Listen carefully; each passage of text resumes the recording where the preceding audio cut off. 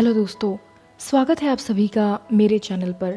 दोस्तों, मेरी आप सभी से रिक्वेस्ट है कि अगर आपको मेरी एक्सप्लेनेशन पसंद आए तो वीडियो को लाइक और चैनल को सब्सक्राइब ज़रूर करें, क्योंकि मेरा चैनल नया है और इससे चैनल की ग्रोथ में मदद होगी। आज की हमारी film miracle in cell number 7 2013 में आई थी और इस फिल्म की IMDb रेटिंग 8.2 है। दोस्तों, इस फिल्म में एक आदमी को दिखाया गया है जो दिल का बहुत अच्छा था, पर उसकी दिमागी हालत कुछ ठीक नहीं थी और उसे एक छोटी बच्ची के रेप और मर्डर चार्जेस में गिरफ्तार कर लिया जाता है। दोस्तों, इस आदमी की खुद की एक छोटी बेटी थी जिसका उसके अलावा कोई नहीं था। चलिए देखते हैं कि क्या वह खुद को बेकसूर साबित कर पाएगा, क्या वह अपनी बेटी के साथ अपनी पूरी ज़िंदगी बिता पाएगा। फिल्म की शुरुआत में यूरा नाम की लड़की को दिखाया जाता है जो एक पुलिस वाले के साथ बैठकर किसी केस के बारे में बात कर रही थी। वह यूरा को कहते हैं कि केस कॉम्प्लिकेटेड है और तुम उससे कल मिलोगी। दोस्तों, थोड़ी देर बाद मालूम चलेगा कि यूरा किससे मिलने वाली थी और क्या केस था। जब यूरा वहाँ से जा रही होती है तभी उसे एक बलून दिखता है जो दीवार के तारों में फंस जाता है। यूरा उस बलून को देखकर मुस्कुराती है जैसे कि उसे कुछ याद आ गया हो। फिर हमें दिखाया जाता है कि यूरा एक ज्योतिषी से और एक चर्च के फादर से मिलती है और वे लोग यूरा को देखकर बहुत खुश होते हैं। फिर सीन बदलता है और एक कोर्ट रूम दिखाया जाता है और वह लोग जिनसे यूरा मिलने गई थी यहाँ मौजूद होते हैं और हमें पता चलता है कि यूरा दरअसल एक वकील होती है। केस एक ली नाम के व्यक्ति पर चल रहा था जिस पर एक छोटी बच्ची के रेप और मर्डर का इल्ज़ाम लगा था। दोस्तों, तो यह था वह व्यक्ति, एक पिता ली, जिसकी दिमागी हालत ठीक नहीं थी पर उसका दिल बिल्कुल हीरे जैसा था। इस केस का प्रोसिक्यूटर कहता है कि जांच से यह साबित पहले ही हो चुका है कि ली ने यह किया था कि तभी यूरा कहती है, सारे सबूतों और गवाहों की जांच ठीक से नहीं हुई। मैं यह दावे के साथ कह सकती हूँ क्योंकि मैं वही थी। कहानी फ्लैशबैक में जाती है। दिखाया जाता है छोटी यूरा को अपने पिता के साथ जो एक दुकान के बाहर खड़ी होकर एक बैग को देख रहे थे। वह हमेशा से ही यह सेलर मून बैग खरीदना चाहते थे और अभी सिर्फ एक आखिरी पीस बची होती है। वह यह देखकर दुखी हो जाती है कि तभी ली कहता है कि कल वह सेलर मून बैग खरीद लेंगे क्योंकि अगले दिन उनकी सैलरी आने वाली थी। कि तभी वह देखते हैं कि वह आखिरी बैग भी बिक जाता है। वह दोनों दुकान के अंदर जाकर उनसे बात करते हैं जिन्होंने उसे खरीदा था।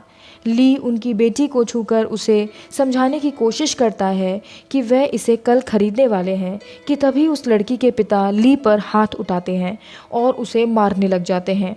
फिर रात को यूरा और ली साथ में लेटे हुए थे और वो उस आखिरी सेलर मून बैग के बारे में बात कर रहे थे।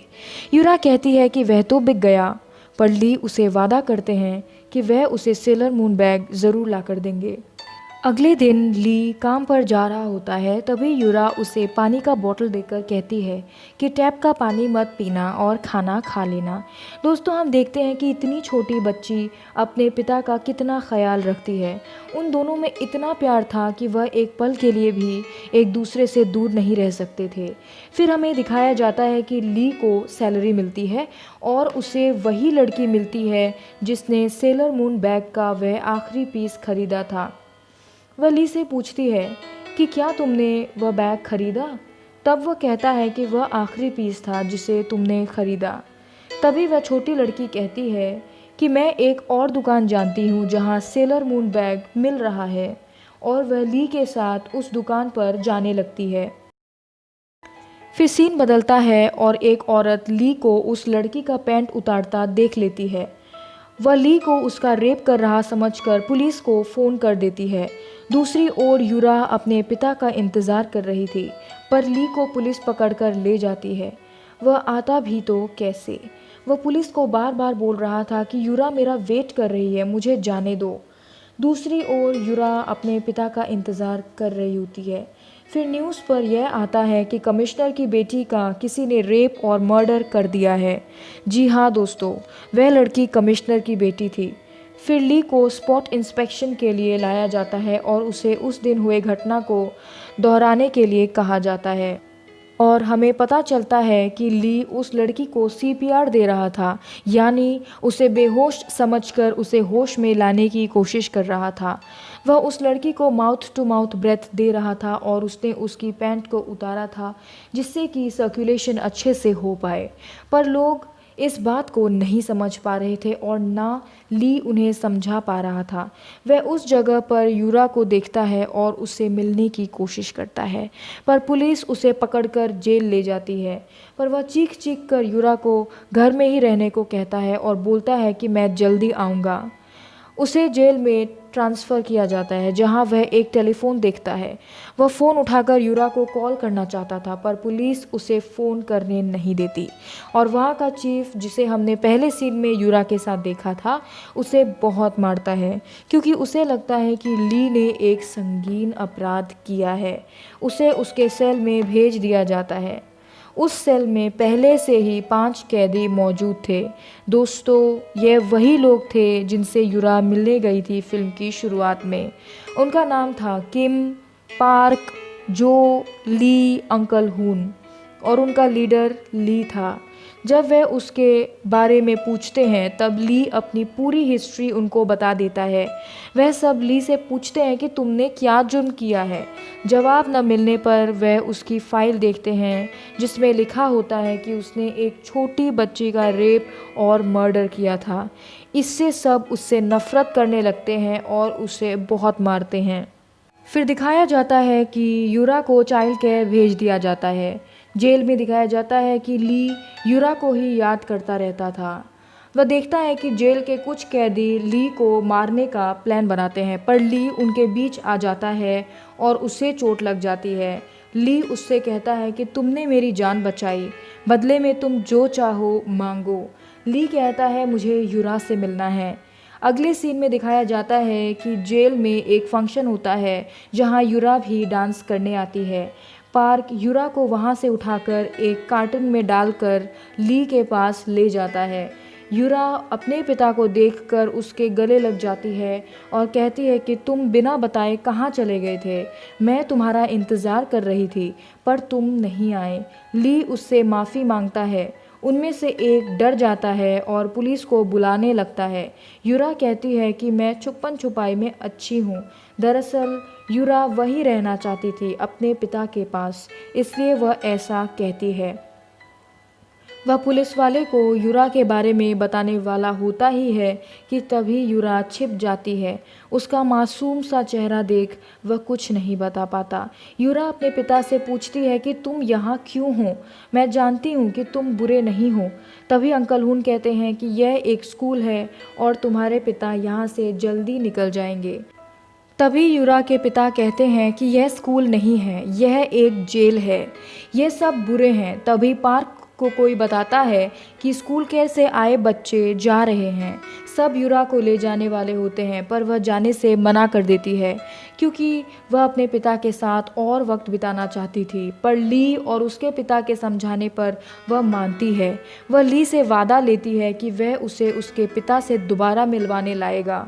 पार्क उसे बस तक छोड़ने जाता है पर उसे देरी हो जाती है और बस चली जाती है।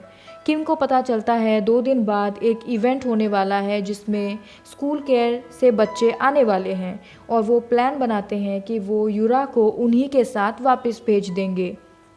रात को यूरा अपने पिता से माफ़ी मांगती है और कहती है कि अगर मैं आपसे सेलर मून बैग नहीं मांगती तो ऐसा नहीं होता।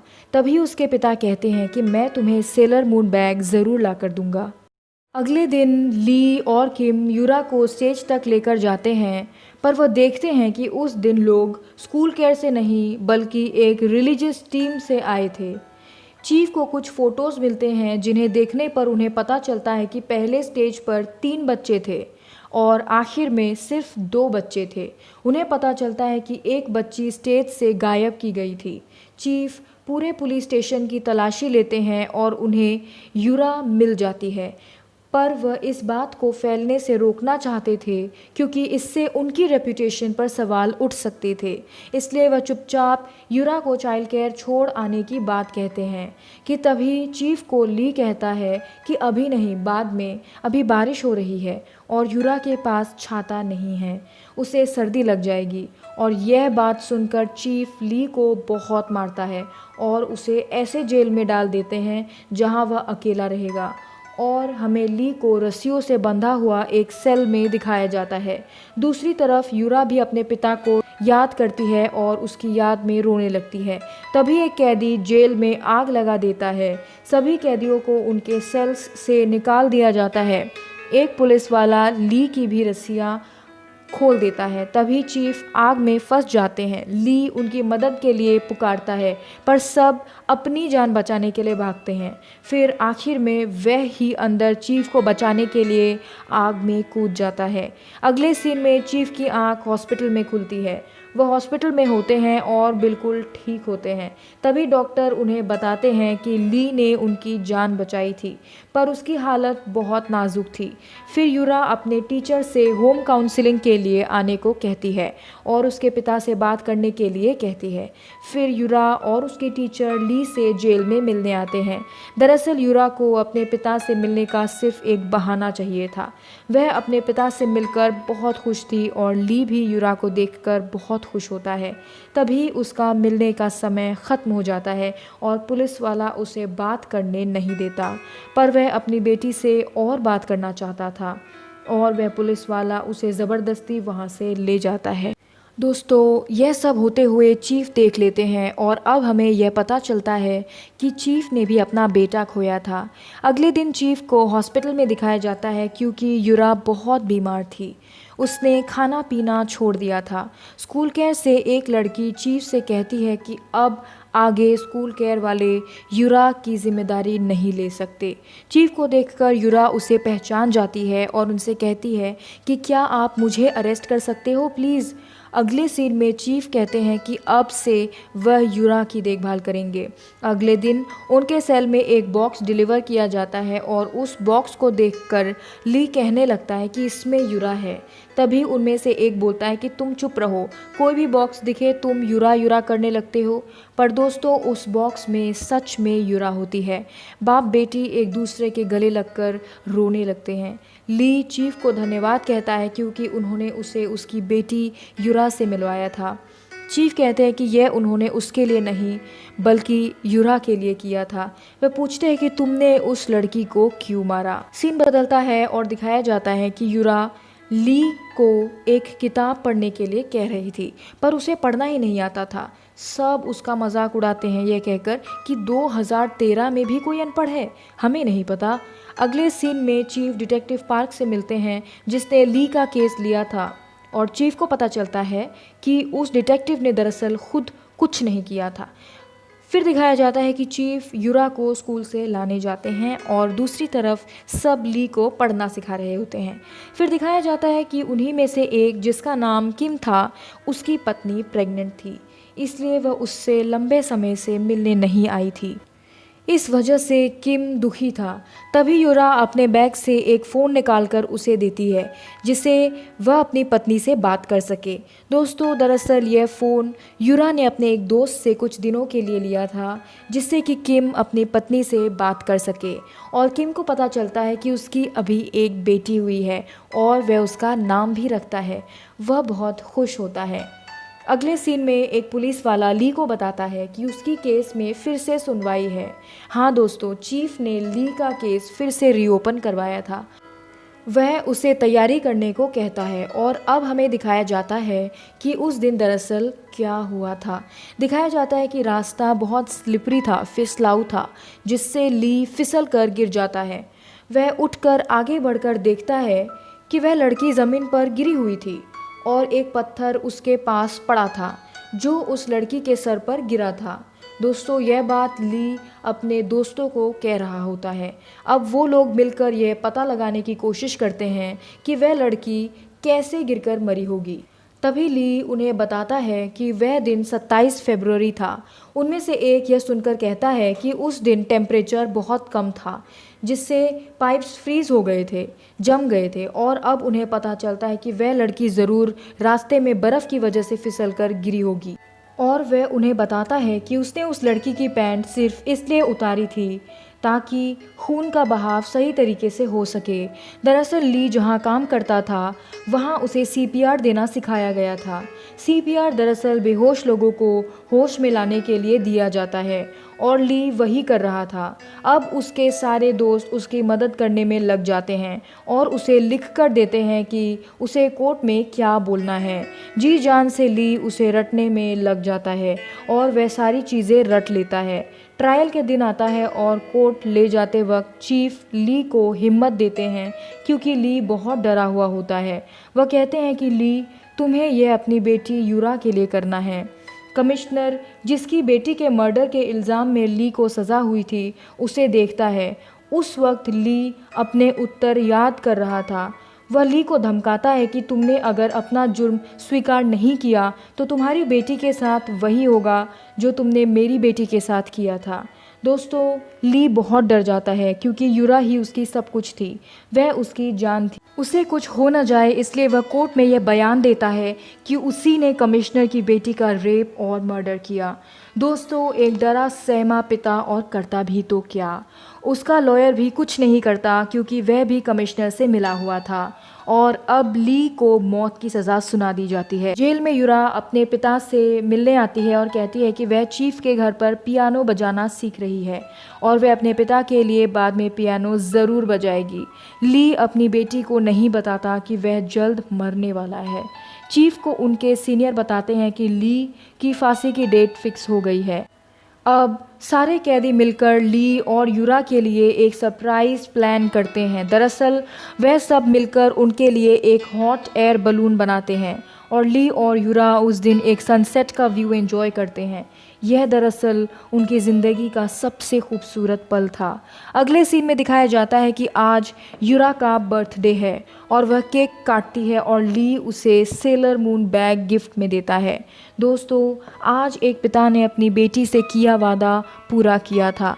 दोस्तों, यह वही बैग था जिसे वो लोग उस दुकान में दिन में 2 बार देखा करते थे और आज यूरा को ली यह दिलाने में सफल होता है और अब वे दोनों एक दूसरे के सामने झुककर एक दूसरे को शुक्रिया कहते हैं। सब रोने लग जाते हैं और उसकी शर्ट पर अच्छी अच्छी बातें लिखते हैं। तभी ली को पुलिस वाले फांसी देने के लिए ले जाने आते हैं और यूरा उसे छोड़ने आती है। आज ली को पता है कि उस सेल से वह कभी बाहर नहीं आ पाएगा। वह आगे बढ़ता है पर दोबारा यूरा को गले लगाकर रोने लगता है।